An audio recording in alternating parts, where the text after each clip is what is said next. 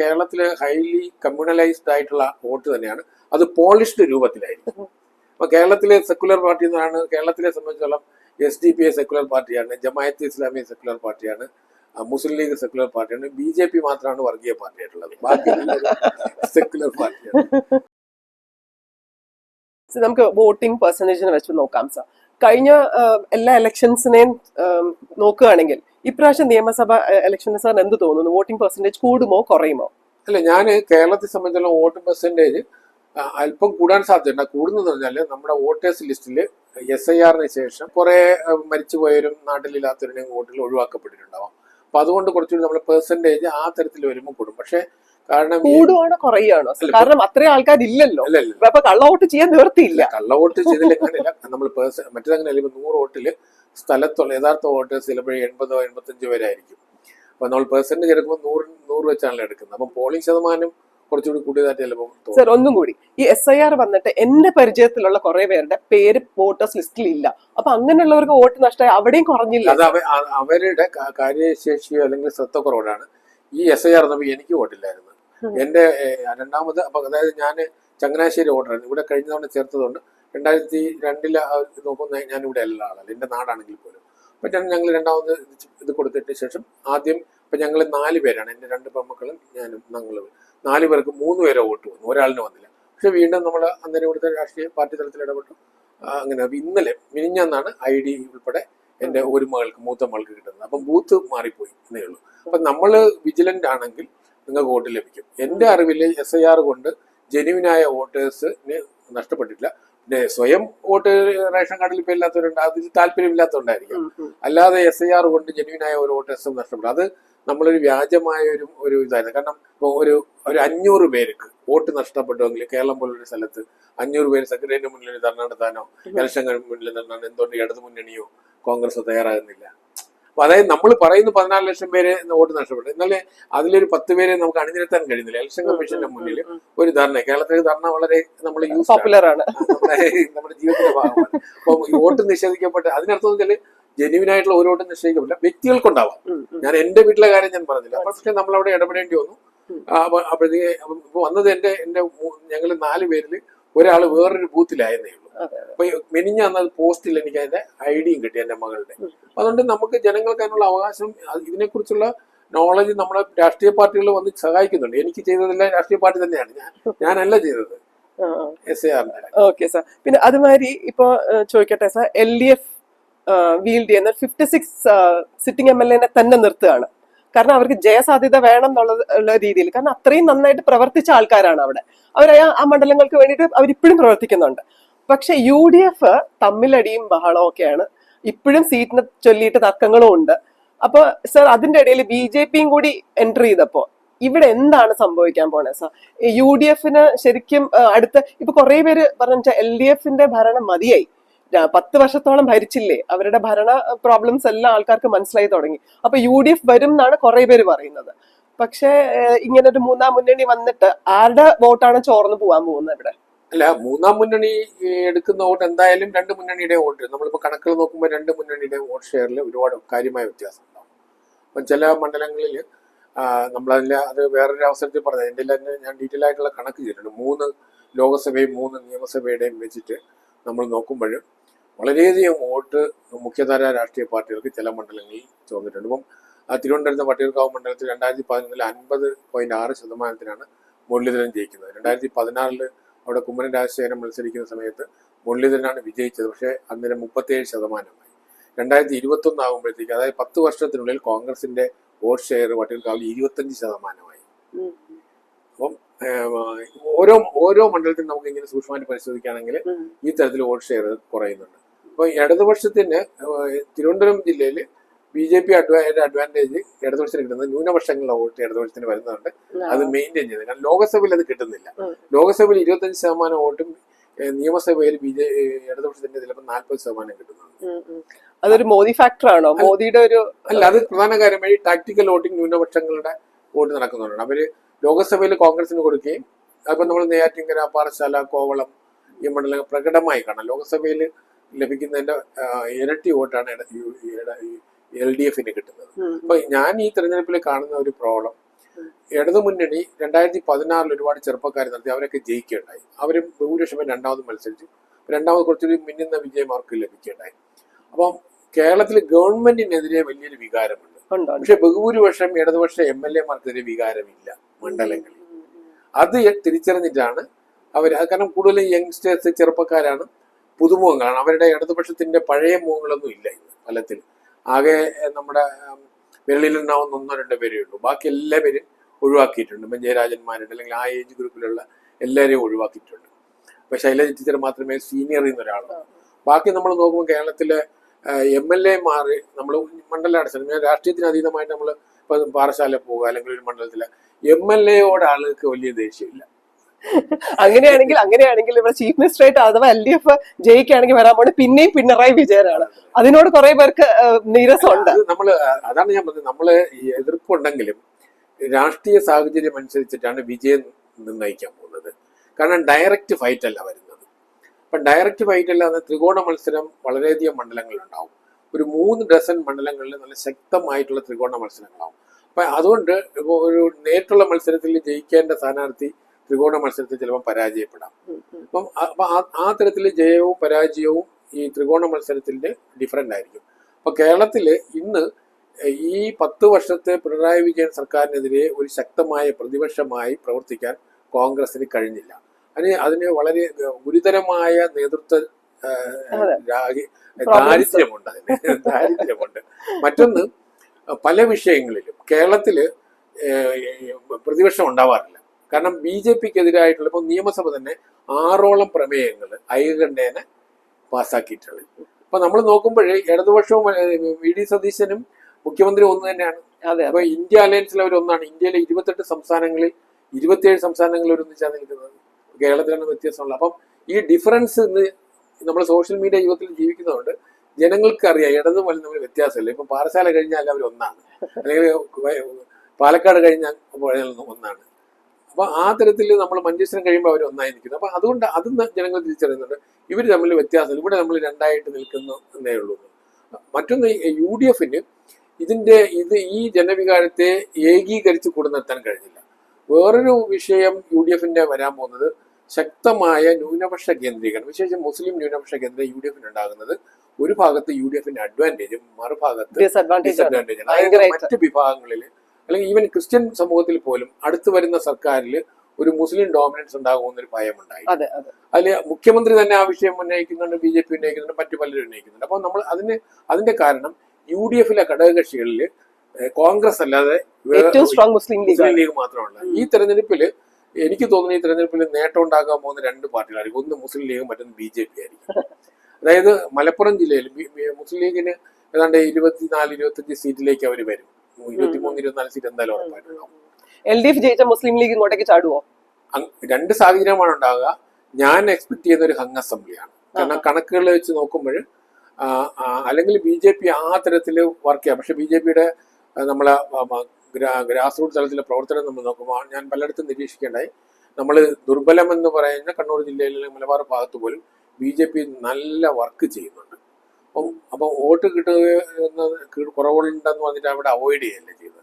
അപ്പം BJP അതിനും കേന്ദ്ര നേതൃത്വവും മന്ത്രിമാരും ഒക്കെ എല്ലാ മേഖലകളിലും അവർ വർക്ക് ചെയ്യുന്നുണ്ട്. അപ്പം അങ്ങനെ വരുമ്പോഴത്തേക്കും ഈ തെരഞ്ഞെടുപ്പിൽ 2 മുന്നണികൾക്കും മെജോറിറ്റി ഇല്ലാത്തൊരു സാഹചര്യം ഉണ്ടാകും. അല്ലെങ്കിൽ നേരിയ പൂർവ്വം 2011-ലുണ്ടായതുപോലെ 1-2 സീറ്റിന്റെ വ്യത്യാസത്തിലായിരിക്കും ഉണ്ടാകുക.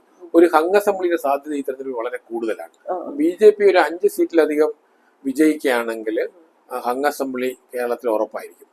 അതിന് ഒരു പ്രധാന കാരണം നമ്മളിപ്പം പല മണ്ഡലങ്ങളിൽ നമുക്ക് പ്രവചനാതീതമാണ്.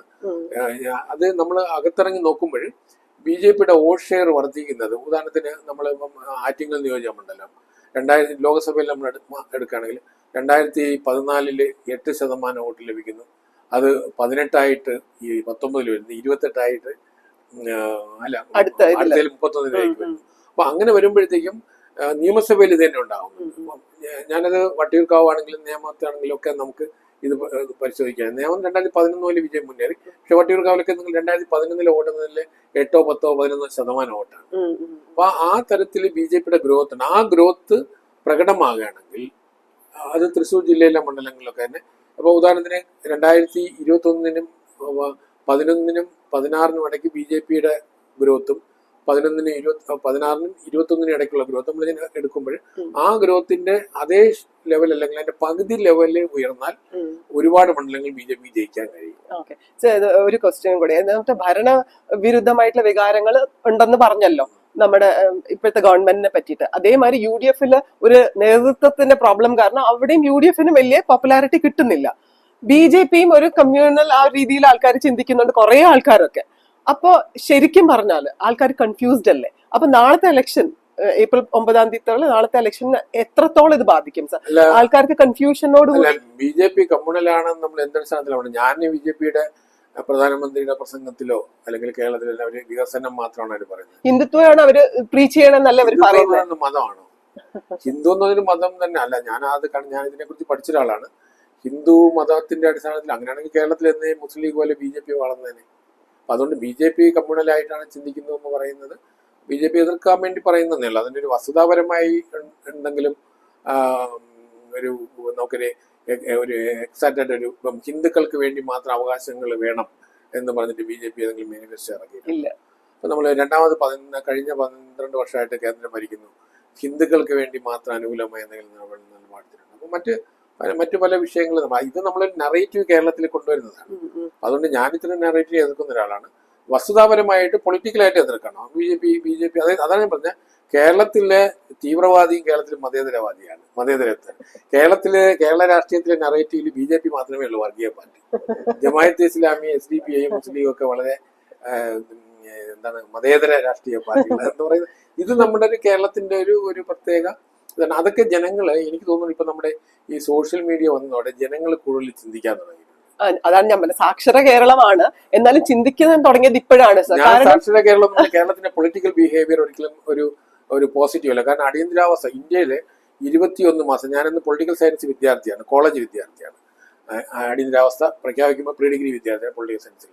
അന്ന് 22 മാസം സമരങ്ങളില്ലാത്ത 2 അക്കാഡമിക് ഇയറാണ്. ആ കാലഘട്ടത്തിൽ പത്രസ്വാതന്ത്ര്യം നിഷേധിച്ച് ആർട്ടിക്കിൾ 19 പറയുന്ന എല്ലാ മൗലിക അവകാശങ്ങളും സ്വാതന്ത്ര്യവും നിഷേധിച്ച കാലഘട്ടത്തിൽ നടന്ന തെരഞ്ഞെടുപ്പിൽ വടക്കേന്ത്യൻ സംസ്ഥാനങ്ങളിലൊക്കെ 100% കോൺഗ്രസ് പരാജയപ്പെട്ടപ്പോൾ കേരളത്തിൽ 100% കോൺഗ്രസ് വിജയിച്ചു. 20 ലോകസഭാ തിരഞ്ഞെടുപ്പ്. അപ്പൊ അതുകൊണ്ട് കേരളത്തിലെ ജനങ്ങൾ ജനാധിപത്യവാദികളാണെന്ന് ഞാൻ വിശ്വസിക്കുന്നില്ല. അങ്ങനെ നമ്മുടെ വോട്ടിംഗ് ബിഹേവിയറിൽ അതുപോലെ അഴിമതിക്കെതിരായിട്ട് അത് 89 ദേശീയ തലത്തിലും അല്ലെങ്കിൽ 96 ദേശീയ തലത്തിലും ഒക്കെ അന്നത്തെ ഗവൺമെന്റിനെതിരെ പോയത്. ഇപ്പം മൻമോഹൻ സിംഗിനും ഏറ്റവും കൂടുതൽ വോട്ട് ലഭിച്ച കേരളത്തിലായിരുന്നു. ആ തരത്തിൽ നമ്മൾ നോക്കുമ്പോൾ കേരളത്തിലെ വോട്ടിംഗ് ബിഹേവിയർ ജാതി മത പരിഗണനകൾക്ക് ഒരു മതേതര രാഷ്ട്രീയ പാർട്ടിയുടെ കവർ വെച്ചിട്ട് വോട്ട് ചെയ്തതേ ഉള്ളൂ. കാരണം അത് ഞാൻ എൻ്റെ ഒരു കഴിഞ്ഞ ഡൽഹിയിലെ ഇന്റർവ്യൂവിൽ ഞാൻ ഈ വിഷയം പറയട്ടെ. ഇവിടെ ഡയറക്റ്റ് കമ്മ്യൂണലിസം ഇല്ല, ഡയറക്റ്റ് കാസ്റ്റിസം ഇല്ല. അത് നമ്മൾ നല്ല മിഠായി കവർ ചെയ്യുന്നത് പോലെ കവേർഡ് മുന്നണി രാഷ്ട്രീയത്തിന്റെ കവേർഡിൽ പ്രോപ്പർ ഷെയർ ഓരോ ജാതി വിഭാഗത്തിനും മതവിഭാഗത്തിനും കൊടുത്ത് ഓരോ മണ്ഡലത്തിലെയും ജാതി സമവാക്യങ്ങളും മതസമവാക്യങ്ങളുടെ അടിസ്ഥാനത്തിലാണ് കേരളത്തില് സ്ഥാനാർത്ഥികൾ നിർത്തുന്നത്. അതുകൊണ്ട് കേരളത്തിലെ ജനങ്ങൾ അങ്ങനെ സാക്ഷരരായിട്ട് വളരെ പ്രബുദ്ധരായിട്ട് അനലൈസ് ചെയ്ത് ജയിക്കുന്നത് അങ്ങനെ വോട്ട് ചെയ്യുന്നവരാണെന്ന് വിശ്വസിക്കുന്ന ഒരാളല്ല ഞാൻ. പക്ഷെ തന്നെയാണ് കേരളത്തിന്റെ അടിസ്ഥാന പരിഗണന. കാരണം ഇപ്പോഴത്തെ യൂത്ത് അങ്ങനെയല്ല ചിന്തിക്കുക. ഇപ്പൊ ചിന്തിക്കുന്ന ജനത ഇപ്പോ കേരളത്തിൽ ഉണ്ടെന്ന് പറഞ്ഞ സാറ് വിശ്വസിക്കില്ലേ? കാരണം ഇപ്പോഴത്തെ കുട്ടികള് അതിനെപ്പറ്റി ആലോചിച്ച് നിൽക്കുന്ന കാൻഡിഡേറ്റ്സ് എത്രത്തോളം ഡെവലപ്മെന്റ് കൊണ്ടുവരും. അല്ലെങ്കിൽ ഇവിടുന്ന് പോകുന്ന എത്രയോ പിള്ളേർ ഇവിടെ പഠിച്ച് അല്ലെങ്കിൽ പഠിക്കാൻ പോലും ആഗ്രഹിക്കാതെ പുറത്തേക്ക് പോകുന്ന ആൾക്കാർ അവിടെ തന്നെ ജോലി ചെയ്ത് സെറ്റിൽ ചെയ്യാനാണ് കൂടുതലും കേരളത്തിലെ പിള്ളേർ ആഗ്രഹിക്കുന്നത്. പക്ഷെ ഇപ്പൊ കുറച്ച് മറിച്ച് ചിന്തിച്ച് തുടങ്ങി എന്നുള്ളൊരു തോന്നലുണ്ട് അവർക്ക്. ചിലപ്പോൾ ഇനി പുതിയ ഡെവലപ്മെന്റ്സ് വരാൻ ചാൻസ് ഉണ്ട്. ഇപ്പൊ BJP തന്നെ കൊണ്ടുവരുന്നുണ്ട് നാഷണൽ പുതിയ സ്കീംസും പുതിയ ഡെവലപ്മെന്റ്സും ഒക്കെ. അപ്പൊ അതിനെപ്പറ്റി സാർ എന്ത് പറയും? അങ്ങനെയാണെങ്കിൽ ഞാൻ ഈ പല സർവേയിലും പ്രധാനമന്ത്രി സ്ഥാനാർത്ഥിയായി 2025 കാര്യമാണ് പറഞ്ഞത്. പ്രധാനമന്ത്രി സ്ഥാനാർത്ഥി കേരളത്തിൽ 50% പേര് ഇഷ്ടപ്പെടുന്നത് രാഹുൽ ഗാന്ധിയാണ്. അപ്പൊ തമിഴ്നാട്ടിൽ പോലും നരേന്ദ്രമോദി 48 വരുന്നത് കഴിഞ്ഞ ഇന്ത്യ ടുഡേ സർവേയിൽ. അപ്പൊ അതുകൊണ്ട് ഞാൻ പറഞ്ഞത് അപ്പൊ കേരളത്തിൽ ചില മുൻവിധിയോടെയാണ് നമ്മൾ ഇപ്പൊ പ്രധാനമന്ത്രിയുടെ പ്രവർത്തനത്തിന്റെ അടിസ്ഥാനത്തിൽ പ്രധാനമന്ത്രിക്ക് ദേശീയ തലത്തിലും അന്തർദേശീയ തലത്തിലും ഉണ്ടായ പ്രവർത്തനത്തിന്റെ മികവിന്റെ അടിസ്ഥാനത്തിൽ ഇവാലുവേറ്റ് ചെയ്യുന്ന ഒരു സിസ്റ്റത്തെയാണ് നമ്മൾ പ്രബുദ്ധരെന്ന് പറയുക. എൻലൈറ്റൻ സിറ്റിസൺ ആയിട്ടുള്ള ഒരു സമൂഹം അങ്ങനെയാണ്. ഇവിടെ അങ്ങനെയല്ല, നമ്മൾ മുൻവിധിയുടെ അടിസ്ഥാനത്തിലാണ്. കാരണം ഒരു ജാതിയുടെ അടിസ്ഥാനത്തിൽ ഒരു ജില്ലയിലെ വോട്ട് പോളറൈസ് ചെയ്യുമ്പോഴേ നമ്മൾ എങ്ങനെയാണ് പ്രബുദ്ധത എന്ന് പറയുക? ഒരു മതത്തിന്റെ അടിസ്ഥാനത്തിൽ ഒരു ജില്ലയിലെ വോട്ട് പോളറൈസ് ചെയ്യണമെങ്കിൽ എങ്ങനെയാണ് പ്രബുദ്ധത എന്ന് പറയുക? അതുകൊണ്ട് കേരളത്തെ നമ്മൾ മാറി നിന്ന് ചിന്തിക്കേണ്ട. കേരളത്തിന് പക്ഷെ കേരളത്തിൻ്റെതായ ഒരു തനിമയുണ്ടാവാം, അത്രയേ ഉള്ളൂ. അപ്പം എൻ്റെ ഒരു കാഴ്ചപ്പാടില് കേരളത്തെ ഞാനൊരു പ്രത്യേക തുരുത്തായിട്ടൊന്നും കാണുന്നില്ല. കേരളത്തിൽ കുറച്ചുകൂടി ജനങ്ങൾ പ്രായോഗികമായി ചിന്തിക്കുന്നുണ്ട്. അപ്പം ആശയപരമായിട്ടല്ല നമ്മുടെ മുന്നണികൾ നിൽക്കുന്നത്.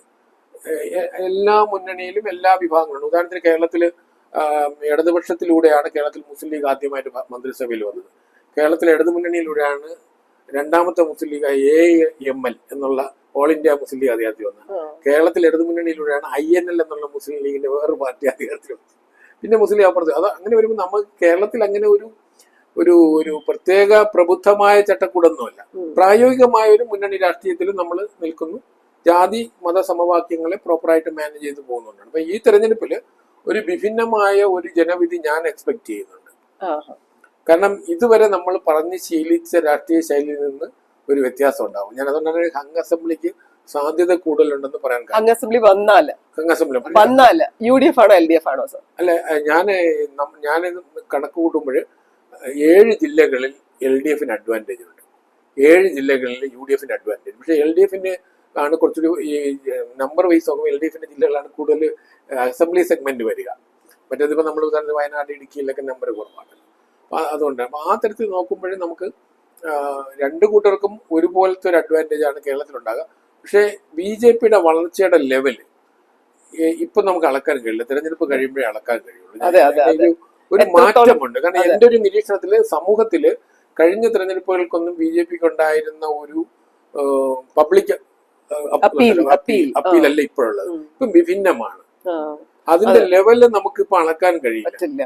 മൈനോറിറ്റീസ് എത്രത്തോളം BJPയുടെ കൂടെ നിൽക്കുന്നുള്ളത് നമുക്ക് ഈ തെരഞ്ഞെടുപ്പ് കഴിയുമ്പോൾ അറിയാം. അല്ല, മൈനോറിറ്റി എനിക്ക് തോന്നുന്നു ഭൂരിപക്ഷം BJPക്ക് എതിരായിട്ടാണ് നിൽക്കുന്നത്. കാരണം മൈനോറിറ്റി 2020 പോലെയുള്ള അല്ലെങ്കിൽ നമ്മുടെ PC ജോർജിനെ പോലുള്ള ചില മേഖലകളിൽ മൈനോറിറ്റി വോട്ട് ലഭിക്കുമെന്നല്ല. BJPക്ക് കേരളത്തിലെ ക്രിസ്ത്യൻ മുസ്ലിം ന്യൂനപക്ഷത്തിന്റെ വോട്ട് ഈ തെരഞ്ഞെടുപ്പിൽ ലഭിക്കുമെന്ന് എനിക്ക് വലിയ പ്രതീക്ഷയില്ല. കണ്ടറിയാം. എന്റെ ഒരു നിരീക്ഷണത്തില് സാധ്യത കുറവാണ്. കോൺഗ്രസിന് ആയിരിക്കും മൈനോറിറ്റിയുടെ അഡ്വാൻറ്റേജ് ഉണ്ടാകും. പക്ഷെ അവിടെ ഒരു വിഷയം വരുന്നത് ഈ ഞാൻ പറഞ്ഞ തിരുവനന്തപുരം, കൊല്ലം, ആലപ്പുഴ അല്ലെങ്കിൽ തൃശ്ശൂർ, കണ്ണൂർ അല്ലെങ്കിൽ പാലക്കാട് ഈ ജില്ലകളിൽ എങ്ങനെയായിരിക്കും എന്നുള്ളതാണ് കേരളത്തിന്റെ വിധി നിർണ്ണയിക്കണം. വിശേഷിച്ചും തെക്കൻ ജില്ലകളിൽ കോൺഗ്രസ് തിരുവനന്തപുരത്തും കൊല്ലത്തും ആലപ്പുഴയിലും പത്തനംതിട്ടയിലും കോൺഗ്രസ് അഡ്വാൻറ്റേജ് ഉണ്ടായാൽ കോൺഗ്രസ് തീർച്ചയായിട്ടും ഭരണത്തിൽ വരും.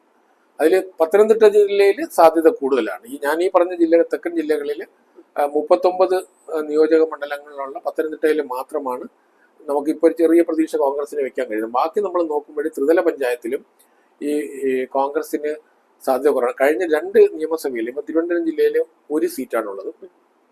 2016 2 സീറ്റായിരുന്നു. കൊല്ലത്ത് 2 സീറ്റാണുള്ളത്. പത്തനംതിട്ടയിൽ 1 സീറ്റും UDFന് ഇല്ല.